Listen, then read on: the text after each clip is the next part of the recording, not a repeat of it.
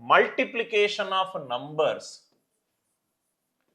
multiplication by 5, multiplication by 5, multiplication by 5, multiplication by 5. రెండు కాన్సెప్ట్లు ఉన్నాయి sir, right. 5 into even number, 5ని ఒక సరి సంఖ్యతోటి డివైడ్ చేస్తే ఏమవుతుంది?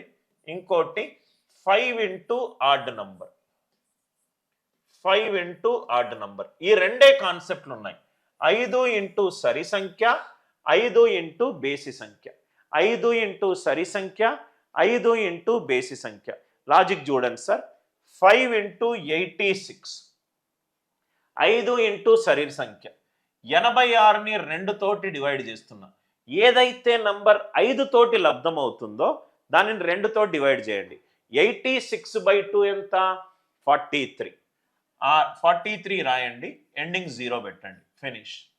5 ఇంటూ సరి సంఖ్య, 288 divided by 2, 2 1s are 2, 2 4s are 8, 2 4s are 8. సరి సంఖ్య కదా సార్, ఎండింగ్ 0 పెట్టుకోండి. 1440. Are you all with me? సరి సంఖ్య. ఇంకో ఎగ్జాంపుల్ కూడా చెప్తున్నాను. 5 ఇంటూ 782, 5 ఇంటూ 782. ఆన్సర్ ఎంత? 5 ఇంటూ సరి సంఖ్య, దీన్ని 2తో డివైడ్ చేసుకోండి. 2 39s are 78, 2 1s are 2, ending 0 పెట్టుకోండి. ఆన్సర్ ఎంత? 3910, 3910. 5 into any even number. Logic అందరికీ క్లియరా? 5 ఇంటూ ఆడ్ నంబర్ చూద్దాం. 5 ఇంటూ 43, దీనికి ఒకటి తగ్గించండి.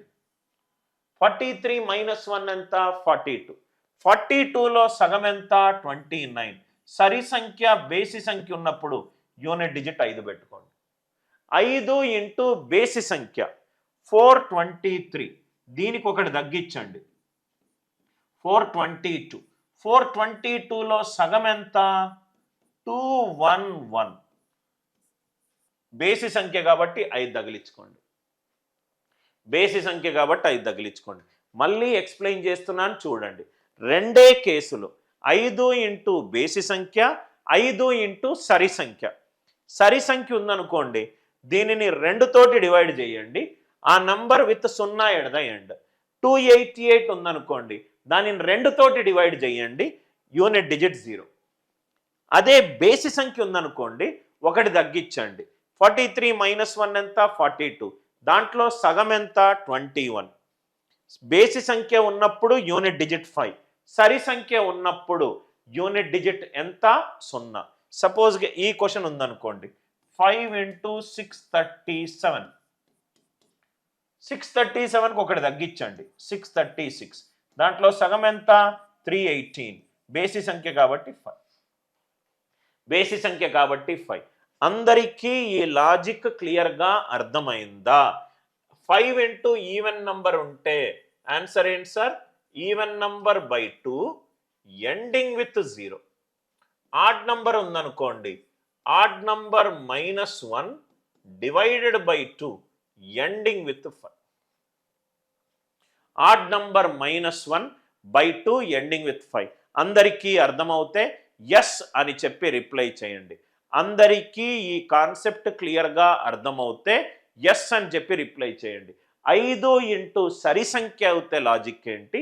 5 ఇంటూ బేసి సంఖ్య అవుతే లాజిక్ ఏంటి? టైప్ నంబర్ 3 మల్టిప్లికేషన్ బై 5 అందరికీ అర్థమైంది అనుకుంటా. నెక్స్ట్ సార్, ఇది 2 తోటే ఎందుకు డివైడ్ చేస్తున్నారు సార్?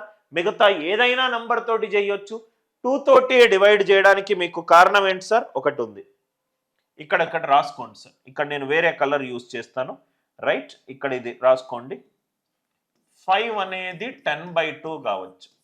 అన్నీ ఇదే లాజిక్ తోటి వర్క్ అవుతుంది సార్. 5 అనేది 10/2. అందుకే ప్రతి నంబర్ని 2 తోటి డివైడ్ చేస్తున్నాను. అందుకే ప్రతి